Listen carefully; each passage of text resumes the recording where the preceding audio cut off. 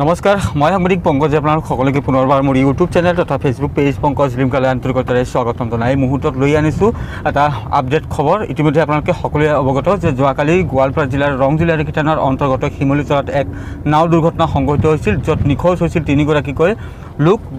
তিনিজনৰ মৃতদেহ উদ্ধাৰ কৰা হৈছিলে যোৱাকালি, কিন্তু দুজনৰ মৃতদেহ আজি উদ্ধাৰ কৰা হৈছে। এই সংক্ৰান্ততে আপডেট খবৰটি আছে, গতিকে চাই থাকক সম্পূৰ্ণ ভিডিঅ'টো।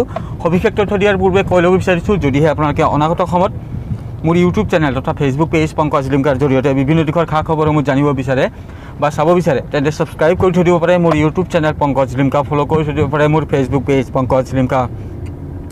তো ইতিমধ্যে আপোনালোকে সকলোৱে অৱগত যে যোৱাকালি গোৱালপাৰা জিলাৰ ৰং জিলাৰ থানাৰ অন্তৰ্গত শিমলুতলাৰ নয়াপাৰাত এক নাও দুৰ্ঘটনাগ্ৰস্ত হৈছিল আৰু এগৰাকী মহিলাৰ অন্ত্যেষ্টিক্ৰিয়া সম্পন্ন কৰি অহাৰ পৰিপ্ৰেক্ষিতত অন্ত্যেষ্টিক্ৰিয়া সম্পন্ন কৰিবলৈ যোৱা লোকসকল যিখন নাওত উঠি আহিছিল, সেই নাওখন পানীৰ মাজত ডুব গৈছিল আৰু ইয়াৰ পৰিপ্ৰেক্ষিতত পাঁচজনকৈ লোক সন্ধানহীন হৈ পৰিছিল গভীৰ পানীৰ মাজত। তিনিজনকৈ লোকক উদ্ধাৰ কৰা হৈছিল, মৃতদেহ উদ্ধাৰ কৰা হৈছিল যোৱাকালি তিনিজন লোকৰ, আৰু দুজনকৈ লোক সন্ধানহীন হৈ আছিল যোৱাকালিৰ পৰা। ঘটনাস্থলীত ইতিমধ্যে যোৱাকালি উপস্থিত হৈছিল SDRFৰ দল, কিন্তু সন্ধিয়া হোৱাৰ পৰিপ্ৰেক্ষিতত তেওঁলোকে সেই সন্ধানহীন হৈ থকা যুৱক দুজনৰ যি সন্ধানৰ যি অভিযান, সেই অভিযান তেওঁলোকে চলাব নোৱাৰিলে। যিহেতু সন্ধিয়া নামি আহিছিল, তাৰ পৰিপ্ৰেক্ষিতত তেওঁলোকে যুৱক দুজনৰ সন্ধানত অভিযান চলাব নোৱাৰিলে আৰু আজি ৰাতিপুৱাৰ ভাগত তেওঁলোকে সেই অভিযান পুনৰ চলাই আৰু তাৰ পৰিপ্ৰেক্ষিতত দুজনকৈ যুৱকৰ মৃতদেহটো উদ্ধাৰ কৰা হৈছে।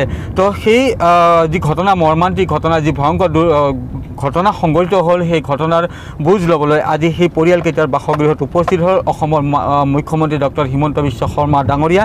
লগতে উপস্থিত থাকে মন্ত্ৰী অশোক সিংঘাল, সমান্তৰালকৈ উপস্থিত থাকে অসম ৰাজ্যিক বিজেপিৰ সম্পাদিকা তৃণামণি দৈমাৰী ডাঙৰীয়ানে। আপোনালোকে স্ক্ৰীণত প্ৰত্যক্ষ কৰি আছে। এইদৰে পৰিয়ালকেইটাৰ বাসগৃহত উপস্থিত হৈ মুখ্যমন্ত্ৰীগৰাকীয়ে নিজে ঘটনাৰ বুজ লোৱা পৰিলক্ষিত হৈছে। সমান্তৰালকৈ তেওঁ এক সাহায্যৰ এক ঘোষণা কৰা পৰিলক্ষিত হৈছে। তেওঁৰ যি মন্তব্য, সেই মন্তব্য আছে, কিন্তু তাৰ পূৰ্বে দৃশ্যাংশসমূহ আপোনালোকক দেখুৱাই লৈ আছোঁ। এনেদৰে মুখ্যমন্ত্ৰীগৰাকী আহি উপস্থিত হয়, লগতে সংগ দিয়ে মন্ত্ৰী অশোক সিংঘাল, ৰাজ্যিক বিজেপিৰ সম্পাদিকা তৃণামণি দৈমাৰী, গোৱালপাৰা জিলা বিজেপিৰ সভাপতিও উপস্থিত আছিল, কেইবাগৰাকীও বিজেপিৰ কৰ্মকৰ্তা তথা বিষয়ববীয়াসকল আহি উপস্থিত হৈছিল। গোৱালপাৰা জিলা আৰক্ষী প্ৰশাসনৰ বিষয়ববীয়াসকল আহি উপস্থিত হোৱা পৰিলক্ষিত হ'ল। তেওঁ ঘটনাস্থলীত পৰিদৰ্শন কৰাৰ সমান্তৰালকৈ পৰিয়ালকেইটাৰ বাসগৃহত গৈ উপস্থিত হৈছিল আৰু স্ক্ৰীণত আপোনালোকে প্ৰত্যক্ষ কৰিছে সেই দৃশ্যাংশ। আৰু অঞ্জনা চৰকাৰ নামৰ এগৰাকী মহিলাৰ মৃত্যু হৈছিল যোৱাকালি, আৰু সেই মহিলাগৰাকীৰ অন্ত্যেষ্টিক্ৰিয়া সম্পন্ন কৰিবলৈ গৈছিল প্ৰায় 25ৰ পৰা 26গৰাকীকৈ লোক, আৰু তেওঁলোকে অঞ্জনা চৰকাৰৰ অন্ত্যেষ্টিক্ৰিয়া সম্পন্ন কৰাৰ পাছত যেতিয়া উভতি আহিছিল, যিখন নাও তেওঁলোকে উভতি আহিছিল, সেই নাওখন দুৰ্ঘটনাগ্ৰস্ত হৈছিল গভীৰ পানীৰ মাজত। ইতিমধ্যে আপোনালোকে সকলোৱে জানে যে নেৰানেপেৰা বৰষুণৰ পৰিপ্ৰেক্ষিতত সম্প্ৰতি সমগ্ৰ ৰাজ্যৰ লগতে গোৱালপাৰা জিলাখনতো যিসমূহ খাল বিল নৈ আছে, সেইসমূহ উপচি পৰিছে, যাৰ পৰিপ্ৰেক্ষিতত বহু যন্ত্ৰণা বা দুৰ্ভোগ ভুগিবলগীয়া হৈছে লোকসকল। শিমলুতলাৰ যিখন শ্মশান, সেয়া পানীৰ মাজত আছে বুলি উল্লেখ কৰিলেও হয়তো ভুল কৰা নহ'ব, আৰু সেই শ্মশানতে অন্ত্যেষ্টিক্ৰিয়া সম্পন্ন কৰিবলৈ লৈ যোৱা হৈছিল অঞ্জনা চৰকাৰ নামৰ মহিলাগৰাকী। তাৰপিছতে যেতিয়া তেওঁলোকে উভতি আহিছিল, সেই নাওখন পানীৰ মাজতে বুৰ যায় আৰু তাৰ পৰিপ্ৰেক্ষিতত 5জনকৈ লোক সন্ধানহীন হৈ পৰিছিল। 3জন লোকৰ মৃতদেহ যোৱাকালি উদ্ধাৰ কৰা হৈছিল যদিও আজি 2জনকৈ লোকৰ যি মৃতদেহ, সেই মৃতদেহ উদ্ধাৰ কৰিবলৈ সক্ষম হয়। আৰু এই নাও দুৰ্ঘটনাগ্ৰস্ত হোৱাৰ পৰিপ্ৰেক্ষিতত 26জনকৈ লোকৰ ভিতৰত উদয় চৰকাৰ, জিৎ কৰ্মকাৰ, প্ৰসেনজিৎ ওৰফে মনজিৎ সাহা আৰু সুজন মালাকাৰ, লগতে গৌৰাংগ মালাকাৰ সন্ধানহীন হৈ পৰিছিল। কালিয়েই সুজন মালাকাৰ, প্ৰসেনজিৎ ওৰফে মনজিৎ সাহা আৰু জিৎ কৰ্মকাৰৰ মৃতদেহ স্থানীয় লোকে অভিযান চলাই উদ্ধাৰ কৰিছিল যদিও আজি বৃহস্পতিবাৰে বাকী 2জনৰ সন্ধানত অভিযান চলোৱা আৰু বাকী 2জনৰ মৃতদেহ আজি উদ্ধাৰ কৰা হয়। মুখ্যমন্ত্ৰীগৰাকীৰ ভাষ্য আছে। আমাৰ এগৰাকী মহিলাৰ ঘৰৰ ছোৱালীৰ মৃত্যু হৈছিলে বহু 5 বছৰ বেমাৰ হোৱাৰ পিছত। তেখেতৰ যেতিয়া ডেড বডি সংস্কাৰৰ কাৰণে লৈ যাওঁতে পানী আছিলে, গতিকে নাৱেদি লৈ গৈছিলে, আৰু নাৱেদি লৈ যাওঁতে সংস্কাৰ কৰাৰ পিছত, সৎকাৰ কৰাৰ পিছত উভতি আহোঁতে ঘৰখনৰ 5জন মানুহ, অঞ্জনা মালাকাৰ যিগৰাকী মহিলাৰ মৃত্যু হৈছিলে বেমাৰত ভুগি, তেওঁৰে সম্পৰ্কীয় আৰু 5 গৰাকী মানুহৰ মৃত্যু হয়।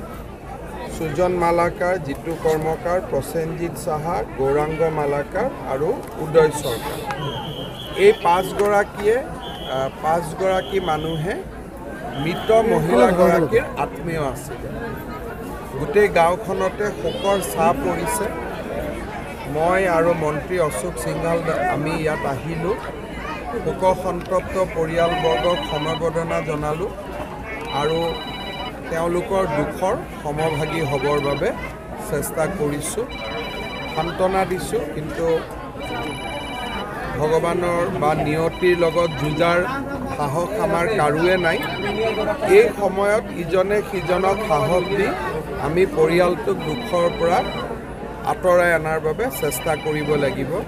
মই গাঁৱৰ ৰাইজকো অনুৰোধ কৰিম যাতে পৰিয়ালটোক সাহস দিয়ে, সম্পৰ্কীয় লোকসকলেও সাহস দিয়ে, যাতে পৰিয়ালটো দুখৰ পৰা ওলাই আহিব পাৰে। আমি চৰকাৰৰ পৰা নিহত হোৱা প্ৰতিগৰাকী ব্যক্তিলৈকে 4 লাখ টকাকৈ আৰ্থিক সাহায্য আগবঢ়াইছোঁ।